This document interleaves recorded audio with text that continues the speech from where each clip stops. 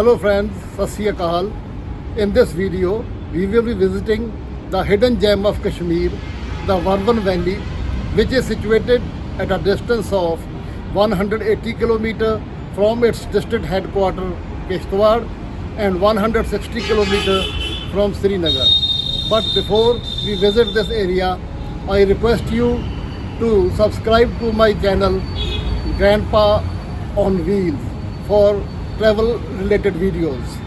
In fact, there are very few travelers, those who have traveled to this valley. The road to this area through the Murgan Pass also was not fit for traveling earlier.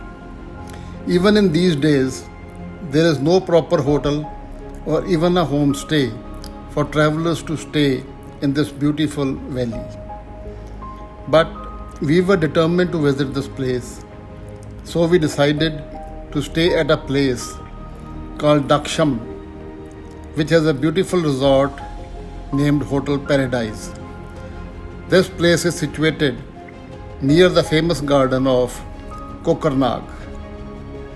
The road from Daksham to the Murgan Pass is quite good, though at places it winds its way upwards through sharp curves, and the gradient is also quite steep at many places. There are some small springs also along the road, and we filled our bottles from one of them, as we generally avoid packed water to check generating plastic waste.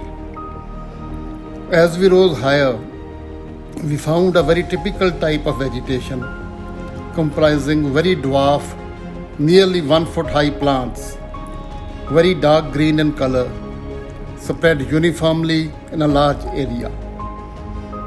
As we reached near the pass, the road was under construction and quite muddy with many diversions. The Murgan Pass is quite wide and it presents a very beautiful view on all sides. In old days, passing through this pass was very difficult and was called Murgan, the Pass of the Dead. Only a little portion of the road ahead of this pass is cemented, after which it is followed by a dirt track. We stopped at a little distance ahead of the pass. The spot had a very beautiful view on all sides, and a shelter for travelers is being constructed on that place. On the right side from that place, above the hills, can be seen Noon and Kun, the 23,500 feet high set of black and white peaks, which are situated on the dividing line between Kashmir and Ladakh. The wide and flat valley in this direction was looking more beautiful, and it was dotted by a large number of sheep grazing the last remains of grass of the season. We had brought packed breakfast, as we were aware that no eatery was to be found along this route.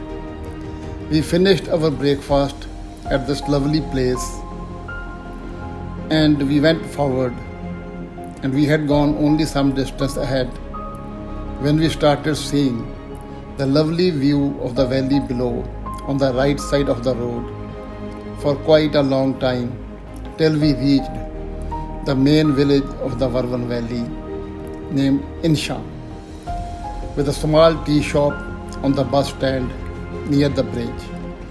As we crossed the bridge, the view of the valley and the villages along it was extremely beautiful.